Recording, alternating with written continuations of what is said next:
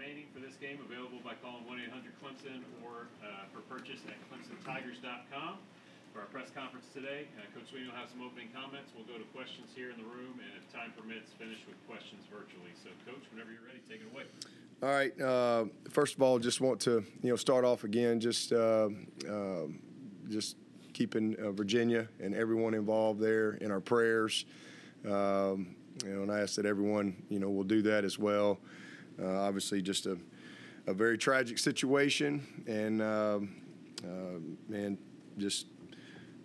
heart goes out to Tony as well, in having to really lead his team through this. But again, as I said yesterday, nobody better equipped than that man. Definitely heavy hearts all throughout college football and certainly our league, and thinking about everyone involved there at Virginia. We're a little thin at safety, so Nolan Turner's got a bye week, and so I'm going to see if he can get a 7th-year exemption to come back and help us out a little bit. But, Tom Brady's not the only one that's got a media career after football, so Nolan's getting a little head start on that. But good to have Nolan in town this week, fresh off a win in Germany, in Munich, Germany. So it's a long way from Birmingham to Munich, Germany. But good to have Nolan back in town. I think we got several people coming in town this week on some guys with some open dates. So another great opportunity for us this week. It's always a big week, and again, proud of our team coming off a really good win, good bounce back, and then senior day this week. That's always a special time to really kind of take some time to specifically honor our seniors. I mean, these guys have invested a lot of time in the program.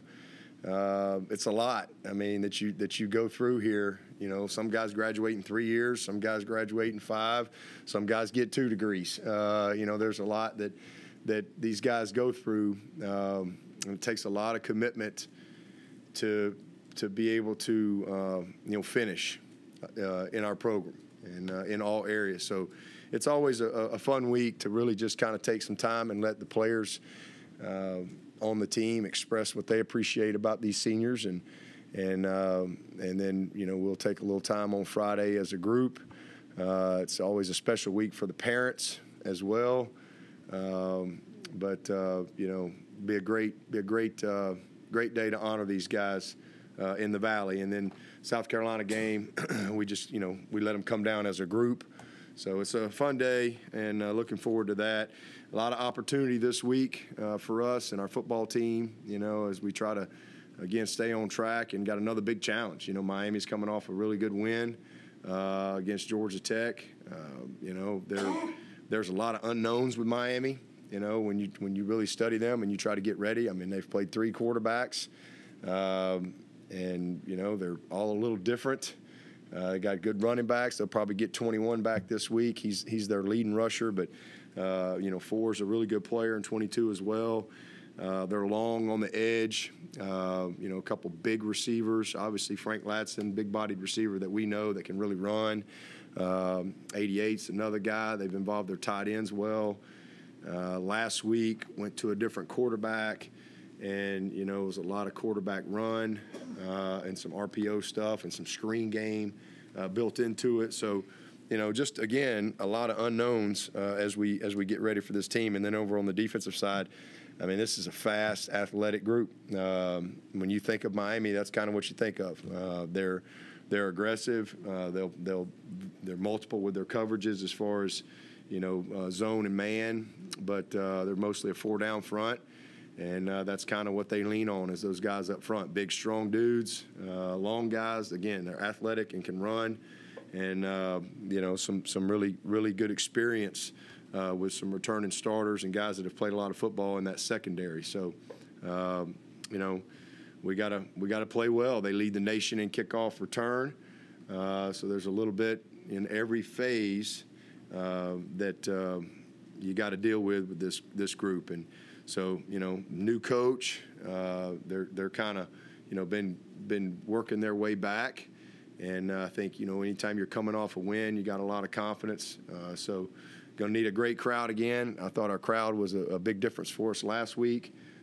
So need another great crowd, great energy, and for us, we got to play our best game. That's just our mindset. We want to have a great finish, and the fourth quarter started for us last week, and we got off to a good start. Man, we want momentum and a great finish in the fourth quarter into the postseason. So just looking to clean up some mistakes. Obviously better ball security, and just cut down on a couple of the big plays that we gave up on some just guys not doing their job, whether it be playing your gap or spilling it when you're supposed to spill it, or just covering your guy with your eyes on your guy. So a lot of things we can do better, and looking forward to another opportunity this week. Speaking of ball security, Shipley, is it hard to be such a violent runner while also protecting the football really well? Or? I mean, it comes with the territory, I mean, that's just part of it. He's obviously had some, but I mean, he's not going to ever change who he is. So he's got to take care of the ball and just be really conscientious of his fundamentals. And again, as I said the other day, I think those things kind of come in spurts a little bit, but you just got to keep playing. You just got to keep playing and stay aggressive, continue to be who he is, but. There's certainly fundamental things that you can coach and teach, and things you do in practice and drills. But at the end of the day, he's got to let it rip like he always does. That's who he is. Do anything further on some of the injuries you mentioned the other day? Anybody in particular? Well, I know Venables, but what about Bo Collins? Bo was back in practice yesterday. We're working him back in. So he's kind of, I'd say we're putting him on that day-to-day timeline. Tyler's definitely out. Trenton is same thing day to day. The guy that's going to be out is Malcolm Green. He's been battling the growing, so I think they're going to go ahead and do. He's got to have that lateral release done on his growing area, so I think he's going to go ahead and have that done. Because he just doesn't feel like he can really run like he wants to. So, and then.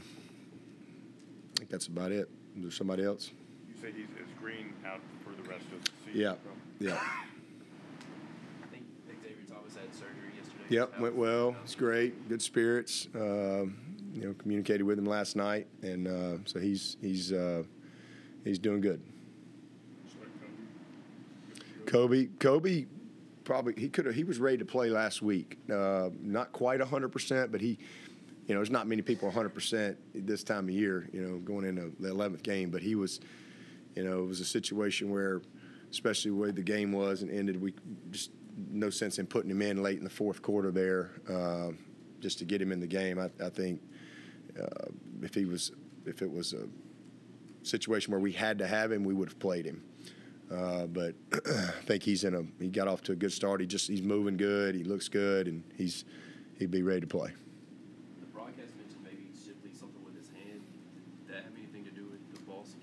No. I guess with Tyler, does he need anything surgical on that hand? Venables? No. Just right. Yeah. Just got to heal up. Just time. Your team talked about last week being just practices having such an edge to them. How do you challenge them to find that not coming off of a loss? How do you recreate that going forward from here? Well, I think, sometimes as I said the other day, sometimes you tell them the stove's hot. All right. Sometimes they listen, sometimes they don't.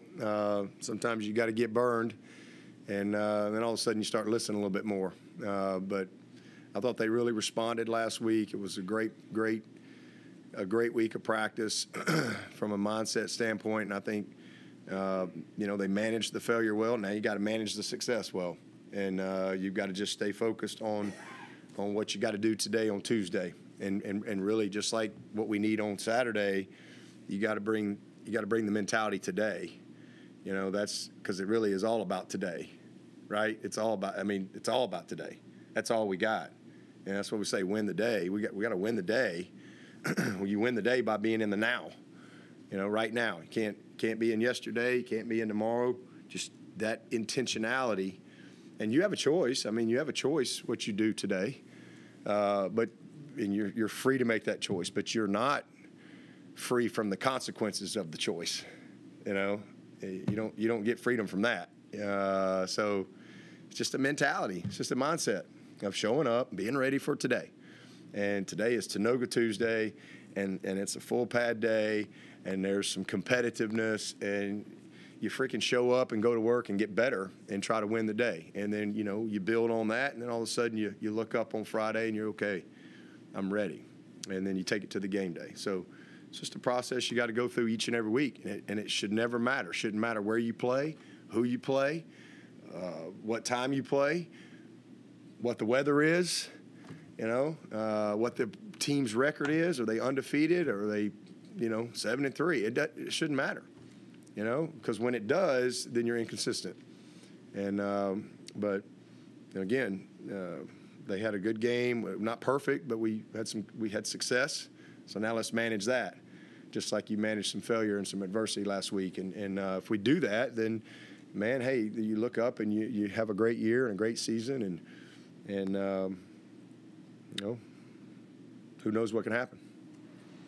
With Maffa and having the great game Saturday, where in the whole big picture is he in terms of realization of scheme and physical ability developed? I mean, is still the tip of the iceberg way up there for him? Or? Yeah, I mean, if you watch that game, he had one play. I don't know, maybe Tim Barret will research it. But the play was 15.07. Ross and I timed it. 15 seconds and 7 hundredths? Is that what that is? 15.07. I don't know if there's a longer play in college football than that. Maybe this year. I don't know who keeps up with that, but there's your physicality. And then he made a lot of runs where he just ran over a guy, ran through linebackers, ran through safeties. So I think a lot of it is just his confidence now.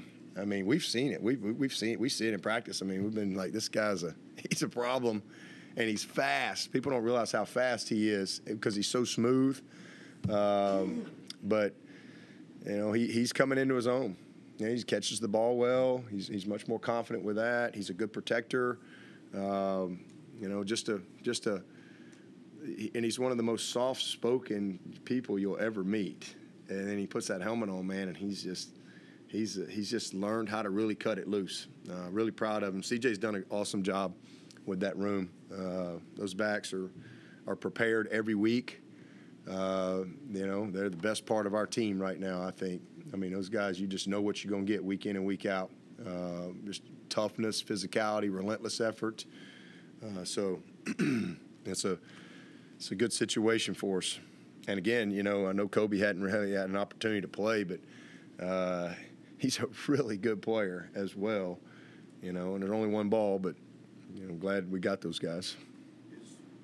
When coaching up a back and growing him, recognition of a whole, I would, Yeah. That kind of stuff. I mean, how long does it take for? I mean, I guess it varies, but is that the thing that jumps out on film? Yeah, some guys, it's the day they get here. It's just they're natural. Some guys, it takes a little longer to kind of get the feel of. Travis Etienne, for example, had never run inside zone. He'd never run the stretch. He'd never run counter.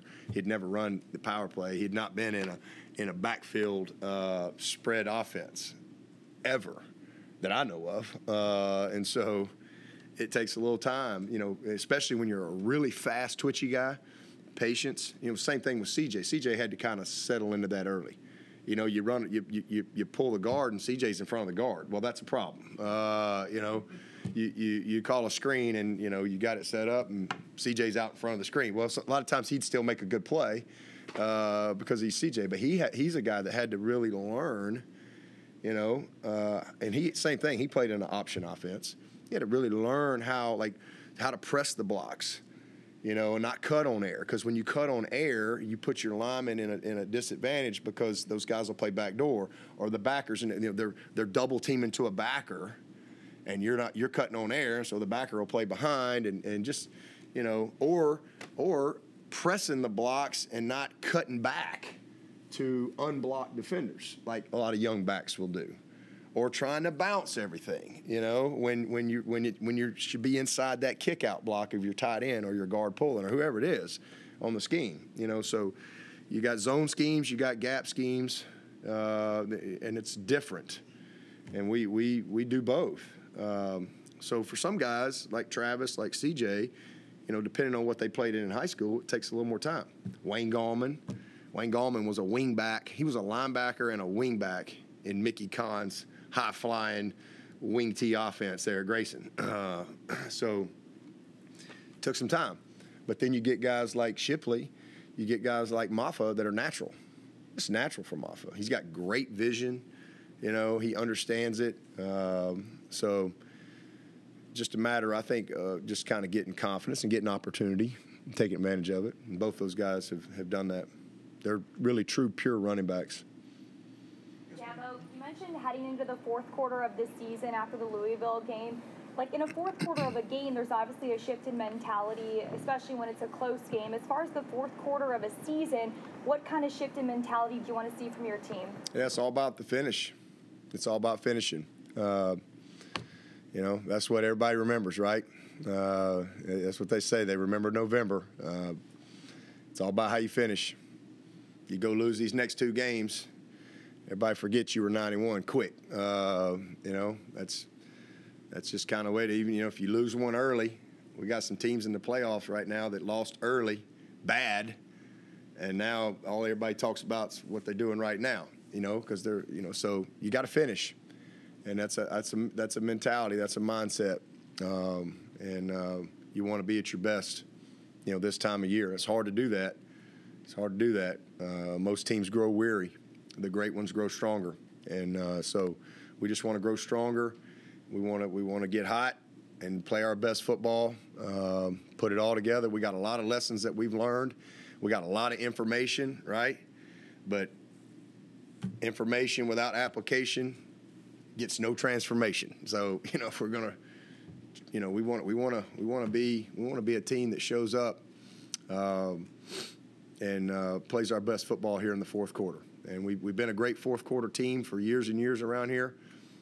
We've got a lead, especially when we take a lead into the fourth quarter, and we got a lead going in the fourth quarter. So it's the same mentality, let's finish and let's put the season away. And then it's a new season. Then it's postseason, and it's a whole different deal.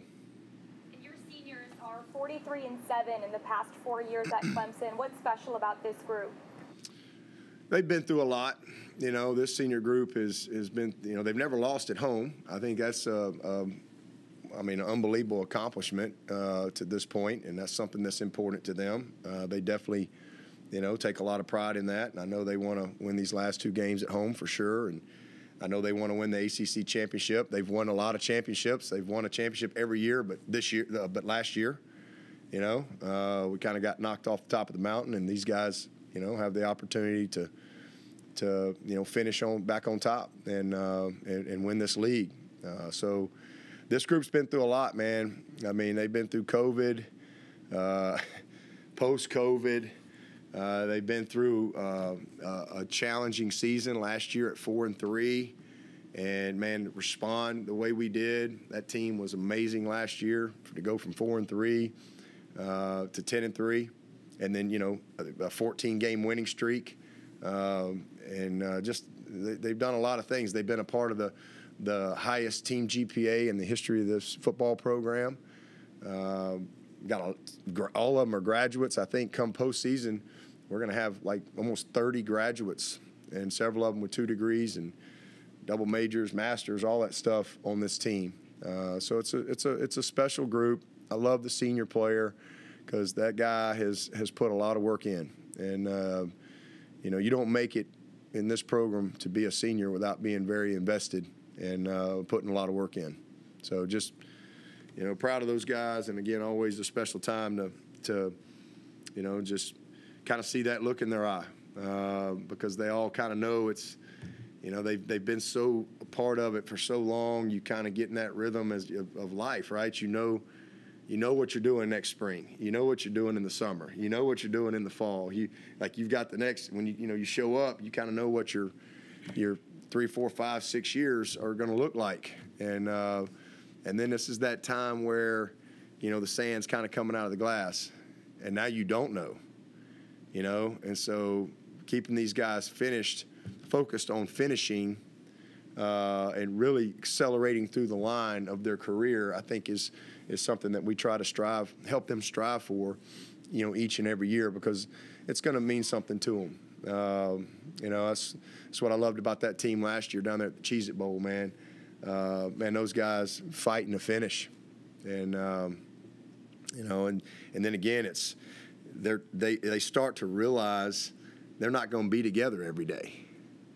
Like you don't get to, Nolan didn't get to go play with Skowski. They don't get to, guys live together for 6 years. They don't get to go be on the same team in the pros. They don't get to do that.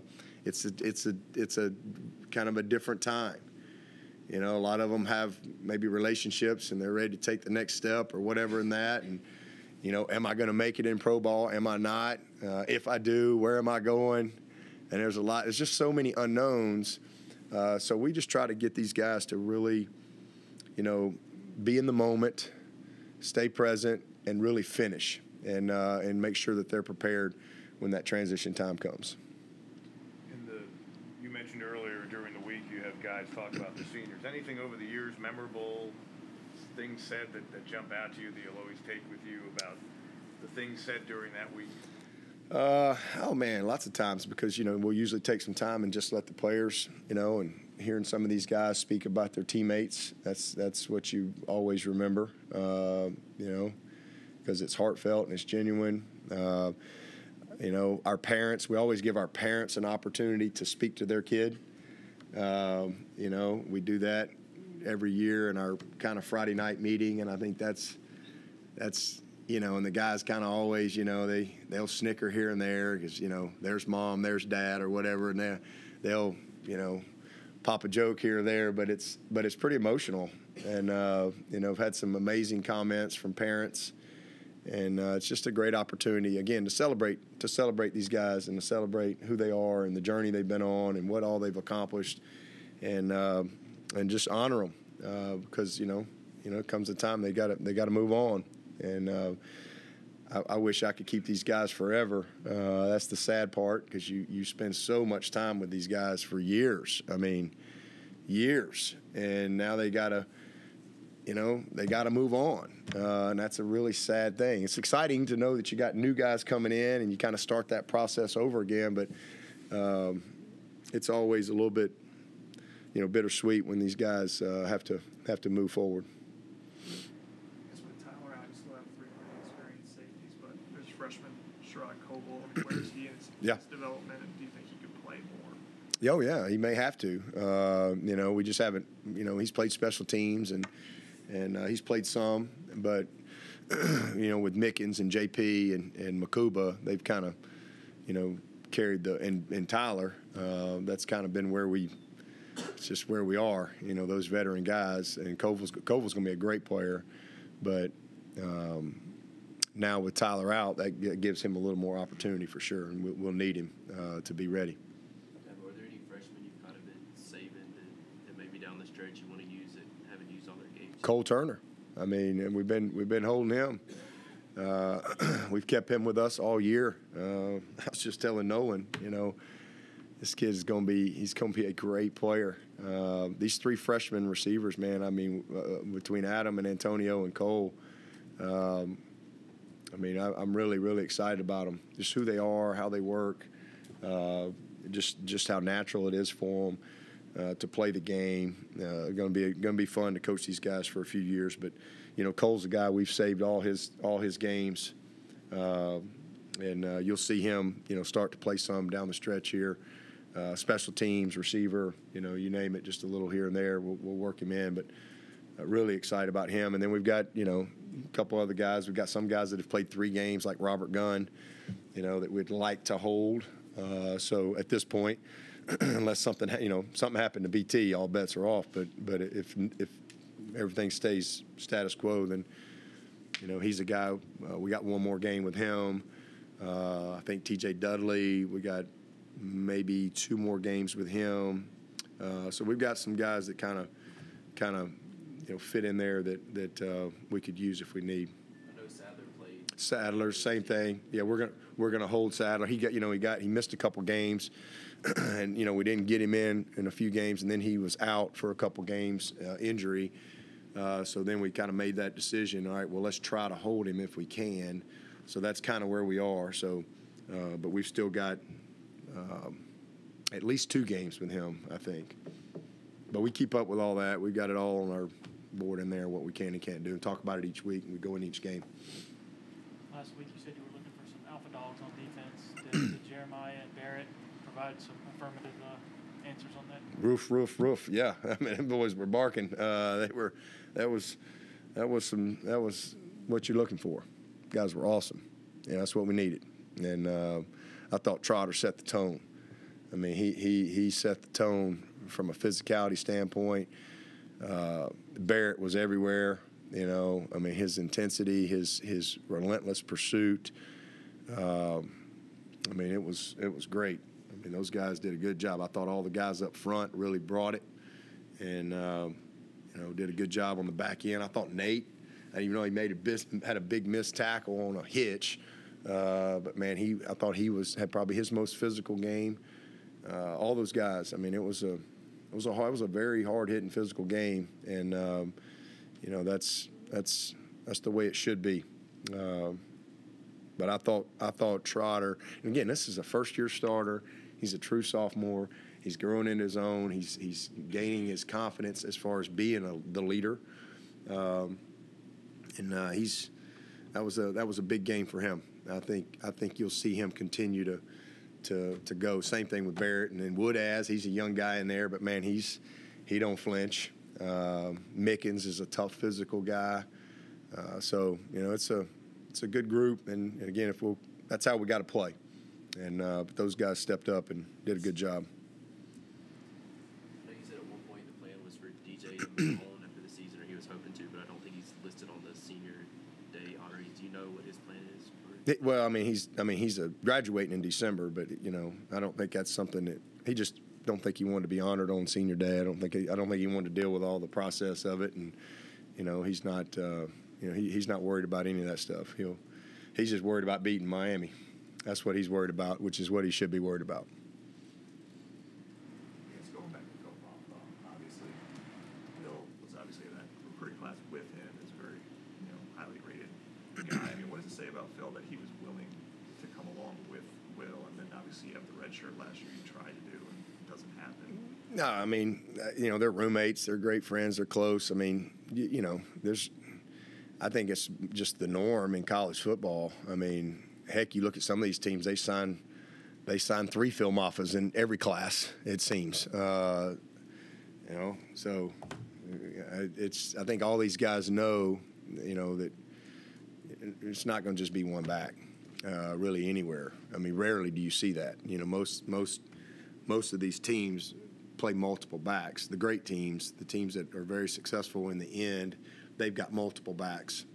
And so, you even see that mostly at the NFL too. So I think, he knew he wanted to come to Clemson. He loved Clemson. He'd been in our camp. He knew Shipley. He and Shipley were both in camp. They knew each other, and again, really liked each other, roommates, and support each other. And plenty of room for both of those guys. And they both recognize, we need them. I mean, to go out there and get 35 carries every game is you don't really see that anymore. It's good to be able to have a 1-2 punch where you got guys that you can play in any situation. And but Moffa just knew what he wanted to do, and he's doing it. You mentioned earlier about some teams maybe losing earlier and people kind of forget about it as the season goes on. Just how do you kind of think it should be viewed as far as how you're playing towards the end of the year versus kind of how the total body of work? I think you always got to look at the totality of it. I just think it's just kind of it's natural to, when you lose a game late, there's just more, you've kind of forgotten about all that other stuff, because you've moved on. If you're playing well, you've kind of been forgiven. But when you lose one late, man, you're on the cross immediately, and you're not as, so you better get back at it and play well. And things have to happen and stuff. But I think at the end of the day, that's why they have a committee to look at the totality of what teams do. And some of these teams that everybody says is great early, they stink. Some of these teams that they say aren't going to be very good, man, they're great. They have great years. That's why I don't ever pay attention to any of the preseason stuff. I mean, and nobody ever does. I mean, everybody makes a big deal about all the preseason stuff and the hype, and everybody gets propped up, and then some of these teams you never hear from them again. So that's why they remember November. It's tougher. It's tougher when you lose a game late. But man, it's hard to be 9-1. Whether you, how many 9-1 teams are there? 4, maybe. 4 undefeated teams, 4 9-1 teams. I mean, it's hard. It's hard to win. It's hard to win. You don't ever want to lose, but just human nature. When you lose one late, you just, people look at it differently. Miami's other 2 quarterbacks aren't exactly dual threats. What was your reaction when you turned on the Georgia Tech film and saw that guy? Yeah, I mean, they move okay. I mean, Garcia and Van Dyke, they move better than you think they do. But yeah, he's very different. He's big.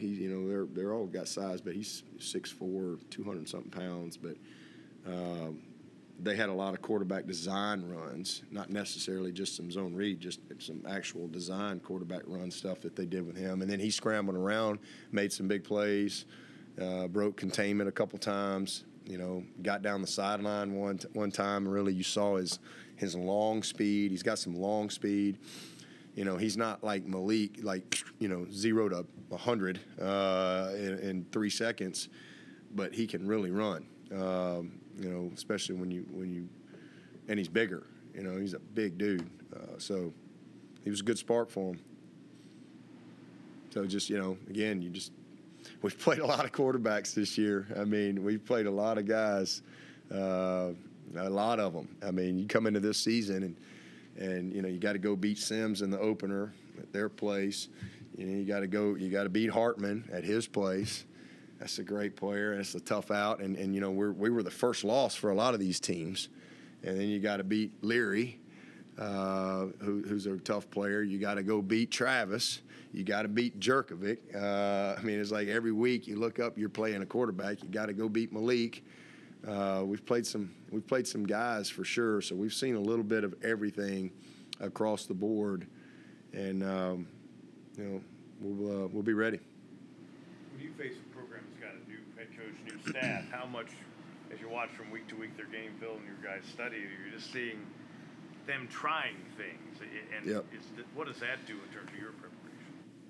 I mean, all you can do is study the tape, and they again, it's Mario's trying to build a program.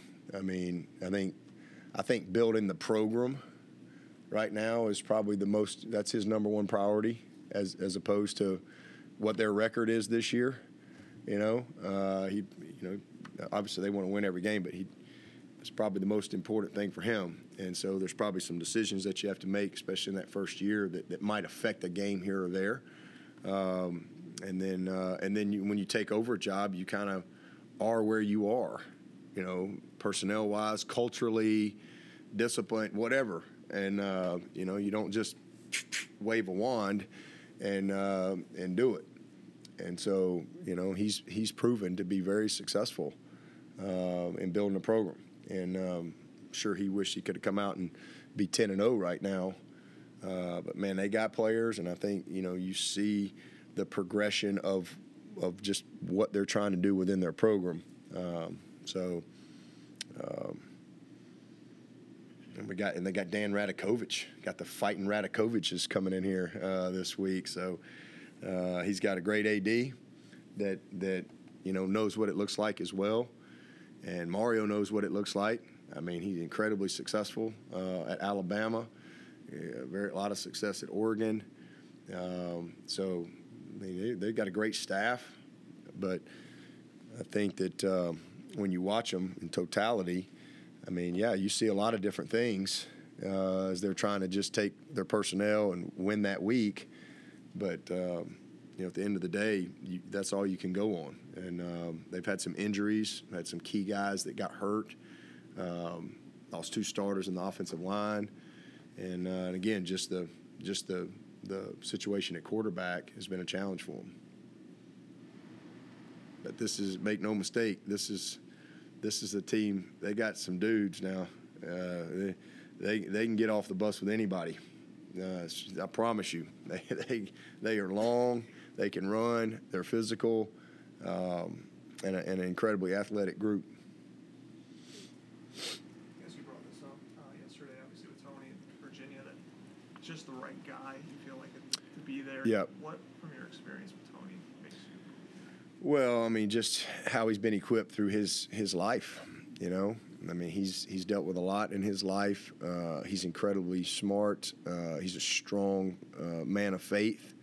Tony's one of the best people I know, and I mean, he's one of those. There's not many people you trust your life with. He's one of them, and I just know that God's put him there, for this time, and nobody wants to be in a situation like this. But again, he's all the things that he's been through in his life and the challenges that he's been through.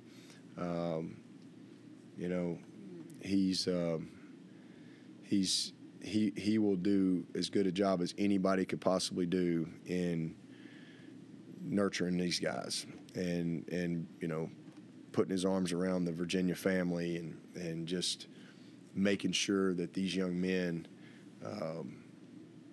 grieve and can process things and move forward with their lives. And I don't have any doubt about that. And again, that doesn't. I mean, this is about as tough a situation as you can be in as a coach. But like I said, just knowing who he is, knowing how he's been shaped in his life and his faith.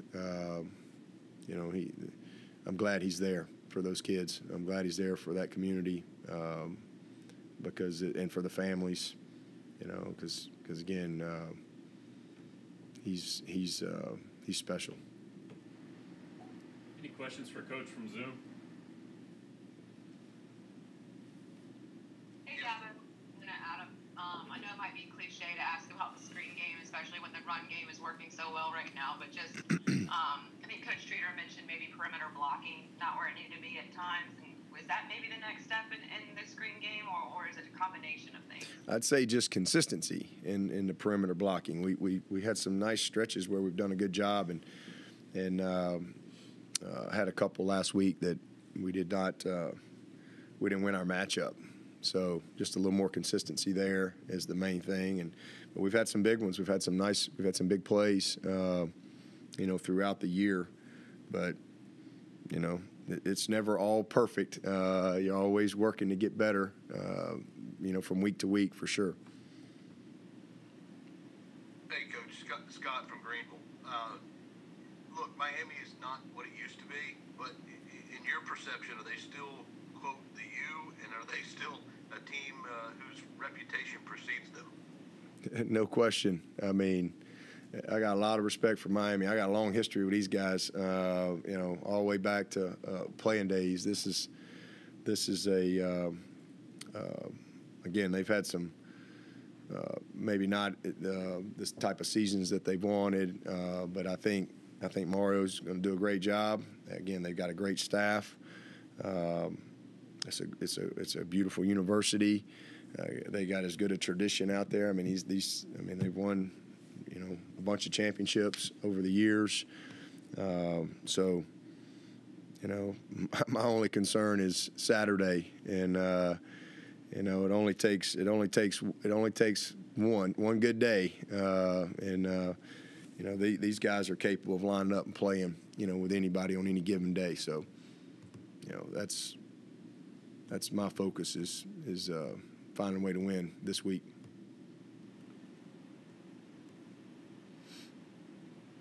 All right. Thank you, Coach. All right. Appreciate it.